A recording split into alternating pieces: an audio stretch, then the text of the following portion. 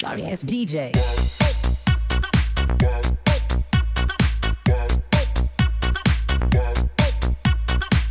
Hey everybody, how you doing out there? And welcome to my part 2 ranking the victims' deaths of Friday the 13th, part 5, A New Beginning. So let's get ourselves started with this part 2. We are actually going to be going from 8 to 1 on this one. I got a lot on that part 1, which was actually great here. So number 8, we're going to go with Violet. Now another character that I really do actually like, and kind of wish that she was one of the ones that lived a little longer, or possibility I wish that she could have actually been the final girl. When we get to her here, she is actually in her room. She has earphones on and she's listening to music and she's dancing and swaying and having a fun time. We have Roy that actually walks in.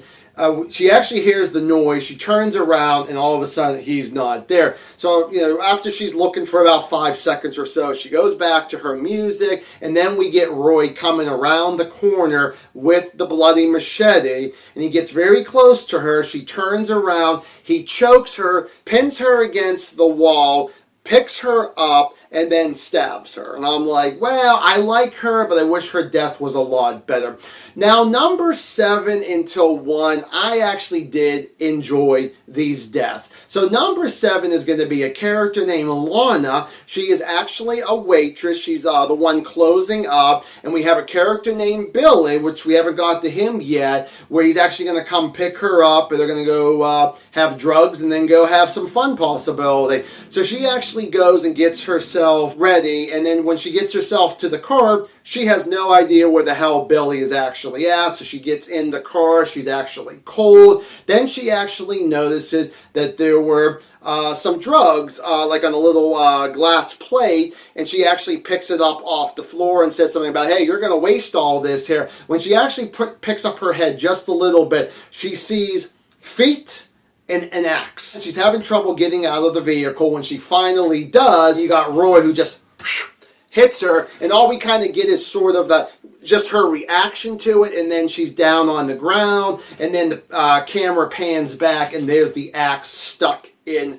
her stomach. And I thought that was really cool. Number 6 is going to be Billy. So the thing with his death is actually, as I was saying, was he was waiting for Lana to come out while she's getting herself ready. He actually does get a chance to put a little bit of drugs up his nose there. Then he actually kind of gets one foot outside the vehicle and kind of sticks his head out and says, hey Lana, where are you? And then the axe comes down behind him and hits him in the back of the head. And his reaction might be one of the best reactions after something just fucking smacked you, and I really did like his reaction. It's almost up there with the cop from part 2. Number 5 is going to be Jake. Now, I mentioned that Jake was trying to hit on Robin when we got to Robin. He walks away. He goes upstairs and tries to talk to Violet, and she pretty much just, sweeps him under the rug. So he actually walks out of her room, and then he walks maybe about 5 seconds, if even, towards the camera. He looks up, and there is a hatchet right there, and it comes down, but we don't see it right away. We get the aftermath of what Robin saw earlier, because I had her at number 13. What she sees is like this really good makeup job of his face like being sliced up, and I thought that was great, and I really did enjoy that. Kind of a mixture that you sort of get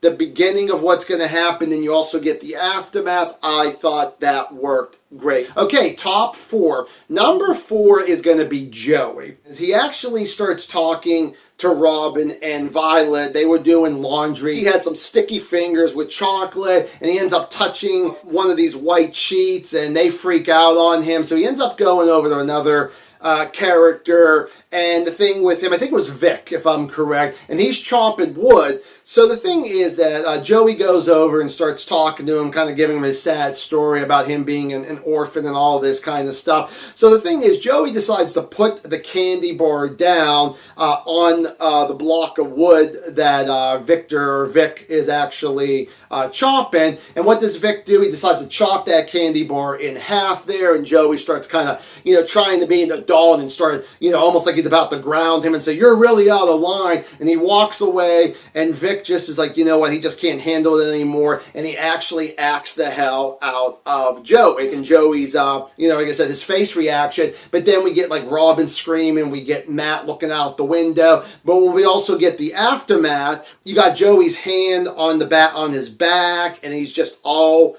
bloody. Flies are actually going all over him here, and I was just like, oh, that is real sick. But I couldn't put him any higher, just because he actually didn't die by Roy's hands, but he was Roy's son. That would have been messed up enough to put him in number 1 if Roy would have killed his own son there. Number 3 is going to be a character named Vinny. He's the one that's with Pete.